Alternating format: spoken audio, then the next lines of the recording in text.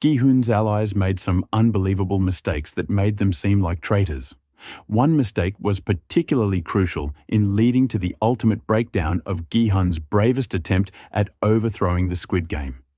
In fact, this was actually a deliberate lie by Jun-Ho telling Gi-Hun that he hadn't seen the face of the frontman.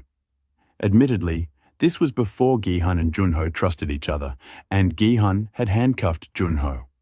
But then, Jun-Ho never revealed the truth afterwards. By not realizing that the frontman was In-Ho, Jun-Ho's brother, Gi-Hun, literally had no idea that player 001 was the frontman. This led to complete failure of the attempted overthrow of the Squid Game operation. Player 001 double-crossed Gi-Hun at the very last moment that they had blockaded the frontman's office. If that isn't enough to make you angry at Jun-Ho, there's a lot more to his failures that make him look like an unintentional villain. Being a police officer, it seems Jun-Ho already had two leads with which he could start with in searching for the organizers of the Squid Game, without Gi-Hun risking his life to infiltrate the games. Jun-Ho knew In-Ho was the frontman, and he knew at least one of the rich men who paid to be entertained by the Squid Game. The rich man, in particular, would likely have a whole bunch of massive businesses that could be located, making it possible to track him. Why didn't Jun-Ho do that? Instead, he spent 2 years searching the open sea with Captain Park, who had rescued him following his encounter with the frontman. Right there is another error that ruined everything. The bond Jun-Ho had with Captain Park would end up being an unintentional mistake that ruined the search operation to rescue Gi-Hun from the Squid Game Island. It's possible that Captain Park leaked this critical intel to the frontman, since it turned out that he was on the villain's side. The captain literally eliminated one of the rescue team members under the cover of darkness after being caught sabotaging the drones. Seeing that we're apportioning blame on everyone, we might as well put some blame on the single group of people that Gi-Hun tried to save too.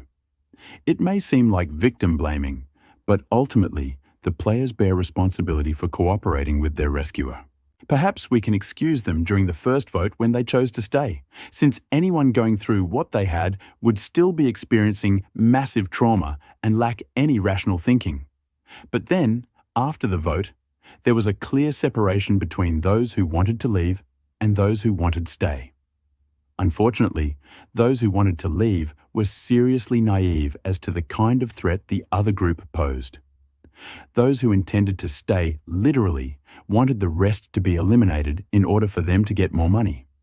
The stay group had literally become villains. So it was a complete and utter disaster that the two groups went to the bathroom together.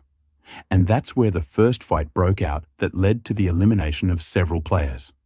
Once the stay group noted that the prize money increased following those terminations, they revealed their true nature by initiating a riot that ended the lives of many of the leave group. At that point, the ongoing chaos was way beyond Gi-Hun's capacity, and there was nothing more he could do to stop it. But if you think about the true scale of the Squid Game operation, you might realize that there really was almost nothing that Gi-Hun could have done, even from the start. The true reason Gi-Hun couldn't help the Squid Game players wasn't because of anything he did, but something way beyond any tiny group of rescuers could do. This is Brill Comics. This channel is supported by your generous donations.